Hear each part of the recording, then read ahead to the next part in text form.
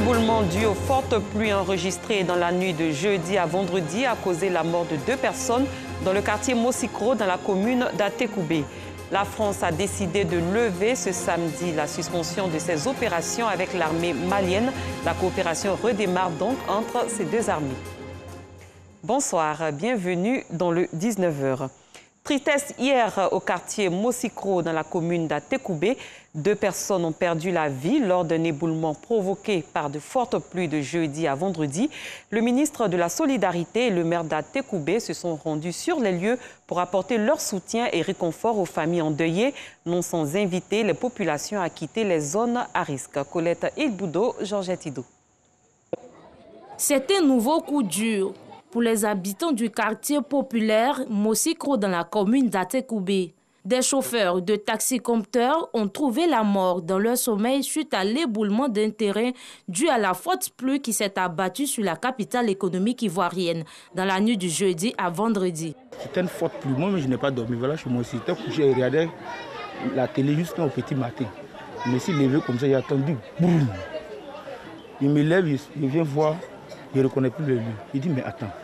J'ai commencé à alerter les voisins pour dire, levez-vous, levez-vous. On va venir constater les dégâts, on appelle. Le téléphone sonne, mais ça sonne sous la boue. Donc c'est là qu'on s'est rendu au commissariat. Essayé de les prévenir, ils sont venus avec certains éléments, ils sont venus constater. Et ils ont appelé les sapeurs-pompiers, ils sont venus. Ils ont aidé à faire sortir les corps qui étaient ensevelis. Et puis ils sont partis à ça. Celui qui m'a fait venir habiller ici. Bon, c'est grâce à lui que je mange, c'est grâce à lui que je fais tout. Je dormais avec lui dans la même chambre. Bon, ce jour-là, hier, bon, il dit non, il paraît dormir sur mon patron. Matin, bonheur, on m'appelle que non, la maison de mon grand frère est tombée. Je ne sais pas comment non, c'est ça à la veille. L'un des chauffeurs, décédé, est père de 2 filles, âgées de 4 ans et 7 mois. La veuve est encore sous le choc. Ah oui, depuis pas longtemps. Ça va aller. Bon. Informée, la ministre de la Solidarité et de la lutte contre la pauvreté ainsi que le premier magistrat de la commune d'Atekoubé se sont rendus sur les lieux du drame pour apporter soutien et réconfort aux familles des victimes. Le rôle de la solidarité est de soutenir ces populations, mais mieux, c'est de faire en sorte que nous n'ayons pas de mort, afin de pouvoir, comme le disent les Ivoiriens, aimons-nous vivants. Donc nous, notre souhait est d'apporter la contribution du gouvernement aux Ivoiriens, mais qui sont encore en vie. Le gouvernement est venu d'Iyako avec la présence de monsieur le maire. Et nous invitons aussi toutes les mairies, toutes les collectivités à faire de même, à trouver des sites pour reloger ces populations-là. Il ne faudrait pas attendre un deuil pour le faire. Une fois de plus, ce que nous avons redouté, malheureusement, est arrivé. Nous nous sommes battus contre ce phénomène depuis de nombreuses années. Nous avons fait la sensibilisation, repérer les zones à risque avec l'ONPC, procéder à des démolitions, mais malheureusement, la persistance de la recolonisation des sites vient de produire encore un drame. Nous présentons donc nos condoléances aux familles éplorées. Paulin Daon a demandé aux familles de quitter les lieux et leur a rappelé les dangers qu'elles courent sur ces flancs de collines. C'est parce que ces zones sont à risque que nous les marquons comme zones à risque, que nous les laissons pour que l'eau puisse passer et pour qu'on puisse vivre dans un meilleur confort. Nous demandons aux populations de prendre leurs responsabilités, non seulement de protéger la vie des autres, mais d'indiquer rapidement aux autorités municipales tous ces gens qui, nuitamment, recolonisent les sites pour installer des chambrettes et mettre la vie des autres en danger. Il a ordonné la démolition des maisons dans cette zone à risque. Le maire de la commune d'Atekoubé et la ministre de la Solidarité et de la lutte contre la pauvreté ont trouvé un site de recasement temporaire à plus d'une vingtaine de familles. À San Pedro également, d'importantes averses ont causé des inondations et des dégâts ayant entraîné la mort de 2 enfants. Les autorités de la ville portuaire ont une fois de plus invité les populations vivant dans les zones à risque à les quitter. Sam Konon. Les pluies diluviennes continuent de tomber sur San Pedro, causant des pertes en vie humaine et des dégâts. 2 enfants sont morts par noyade au quartier Bardo. À la rue des Maquis, à Seweke, l'un des points chauds de la ville à cette saison des pluies, les gros camions qui forcent le passage ont creusé de gros trous, empêchant la circulation. Au quartier Cité, devant la préfecture de police, la voie est inondée, difficile de circuler. Les rares véhicules qui tentent l'expérience payent cash, comme ce taxi. À Sotref, comme à Belleville, des maisons sont sous l'eau. Des populations côtoient l'eau du fleuve, mettant la vie des enfants en danger. Des enfants qui n'ont pas demandé à naître dans ces zones à risque. Face à ces inondations, le maire de la ville entend prendre des dispositions pour éviter le pire. Une visite des zones à risque est vite entreprise. Première étape, la zone de vente de bois, à proximité du fleuve San Pedro. Ici, tout se fait avec des pirogues. Ensuite, le quartier Sotref. L'eau est visible partout, comme dans cette cour où les toilettes sont restées dans l'eau. À côté, des poulets et des moutons crient au secours. L'eau va les emporter à tout moment. Peu après, nous voici au Bardo 16-1. Ici, une maison risque de s'écrouler. Un peu plus loin, le propriétaire de ce bâtiment, lui, n'a pas ce problème. Il préfère rester dans le bas-fond, loin des bruits. Le premier magistrat de la ville ne comprend pas ce comportement. Vous avez des gens qui construisent les week-ends, des gens qui construisent en pleine nuit. Vous venez, vous faites arrêter un chantier, le lendemain ou 3 jours après, quand vous arrivez, les murs sont élevés, la maison a une toiture déjà. Je ne peux pas arriver à comprendre que des gens qui ont des moyens pour construire n'aillent pas prendre des terrains dans des zones normales et qui viennent construire dans des bas-fonds. Quel est ce plaisir à mettre sa famille en danger? Et je crois qu'à un moment donné, je l'ai dit au procureur, nous allons poursuivre certaines personnes pour non-assistance à personne en danger. Enfin, nous voici à Belleville, quartier Fin-Goudron. Ici, les maisons sont dans l'eau. On ne se préoccupe pas. On vit, on survit. Pour le maire de la ville, Félix Anoblé, il faut prendre des mesures d'urgence. La saison des pluies, selon lui, ne fait que commencer. Nous avons eu 2 enfants déjà qui sont morts par noyade dans cette zone. J'appelle tous ceux qui habitent donc dans les bas-fonds à déménager dès maintenant pour aller dans les centres d'accueil qui ont été donc réservés par M. le préfet pour accueillir ces populations. En attendant donc la fin de la saison des pluies, mais dans le même temps, des maisons donc, qui sont considérées comme des maisons dangereuses, on sera obligé de les détruire. Les premières familles victimes de cette saison des pluies sont déjà hébergées dans cette école primaire, au quartier Sotref.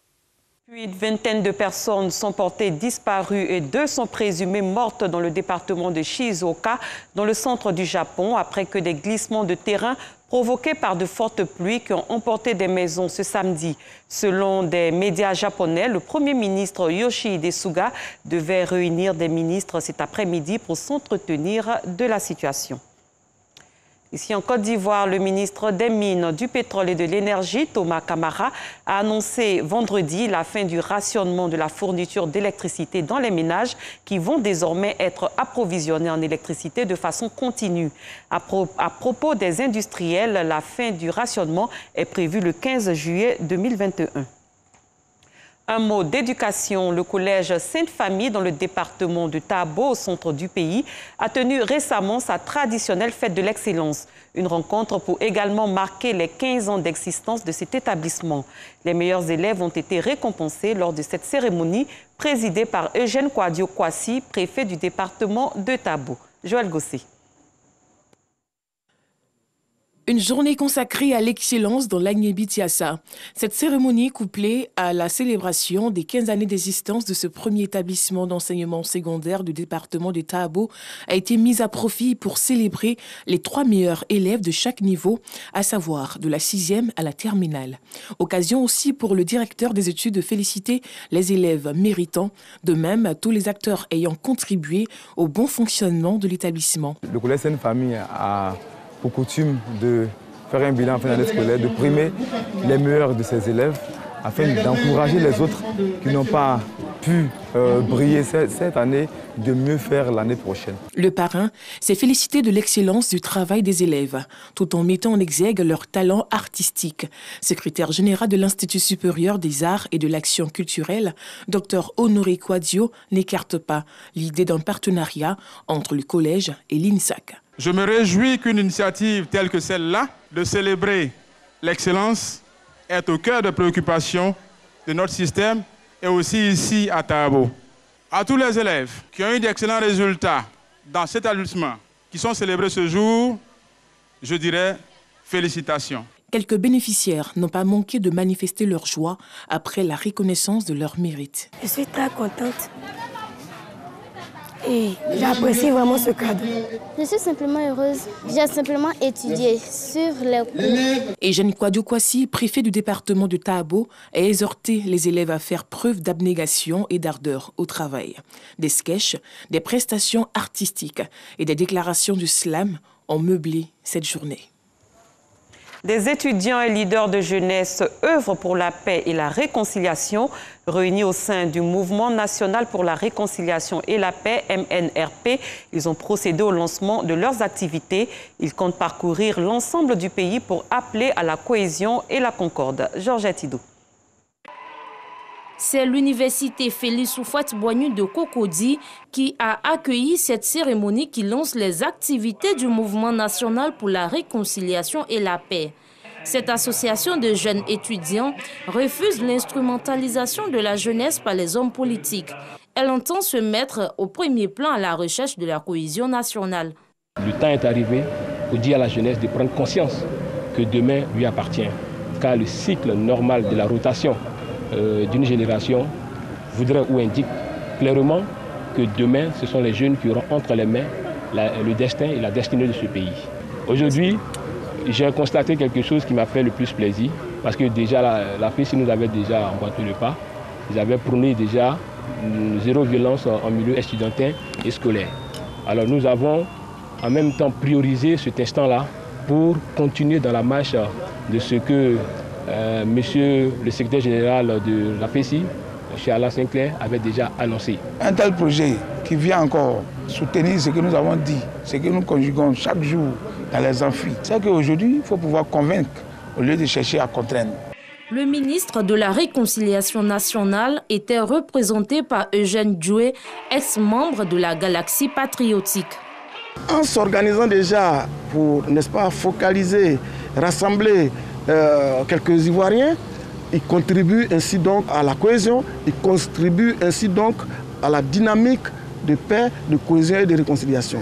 Le Mouvement national pour la réconciliation va, dans les jours à venir, procéder à l'installation de ces différentes coordinations à travers tout le pays. L'ONG Les Lions d'Afrique entend promouvoir des femmes fortes et capables de se prendre en charge. Elle a initié une rencontre de formation à l'intention des jeunes filles, une rencontre pour leur inculquer les rudiments nécessaires à leur autonomisation. Clément Beaucoup. Former les jeunes filles afin qu'elles deviennent des lionnes, c'est-à-dire des femmes entreprenantes et battantes. Tel est l'objectif de ce programme de formation dénommé « Comment devenir une lionne ». Pour la présidente de cette ONG, il est important de faire la promotion du leadership féminin. Cela permettra à la jeune génération de participer aux différentes prises de décision pour le développement de leur pays. Nous avons initié depuis le 2 avril 2021 une formation en leadership. La formation s'appelle « Comment devenir une lionne ». C'était une formation en développement personnel, en art oratoire, en civisme et citoyenneté et également une formation sur le digital. Pour les participants, ce genre de formation est à saluer et encourager, car selon eux, l'avenir du pays repose sur la jeunesse bien forte. Des jeunes filles étudiantes qui sont l'avenir de la Côte d'Ivoire, prendre véritablement position et rendre visible l'action des femmes au niveau de la Côte d'Ivoire, pour moi, c'est un soulagement, un espoir. Tout part de la base, et qui dit base dit formation. Donc nous tenons à encourager au nom de Madame la ministre de la Femme, de la Famille et de l'Enfant, salut l'initiative de l'ONG Lions d'Afrique. L'ONG Lions d'Afrique entend mener d'autres actions pour l'autonomisation et l'épanouissement de la jeune fille. Hors de nos frontières, la France va reprendre ses opérations conjointes avec les forces armées maliennes. Après un deuxième putsch en 9 mois qui a fait du colonel Assimi Goïta le chef de cet État crucial pour la stabilité au Sahel, la France avait déclaré il y a 1 mois suspendre les opérations conjointes avec les forces maliennes avec lesquelles elle coopère depuis des années contre le terrorisme. Le président Emmanuel Macron a récemment annoncé un prochain désengagement progressif de la France du Sahel. La force Barkhane, actuellement forte de 5100 hommes, va disparaître au profit d'un dispositif resserré focalisé sur la lutte antiterroriste et l'accompagnement au combat des armées locales. Cette édition est terminée. Merci de votre aimable attention. Très bonne soirée. À demain, même heure.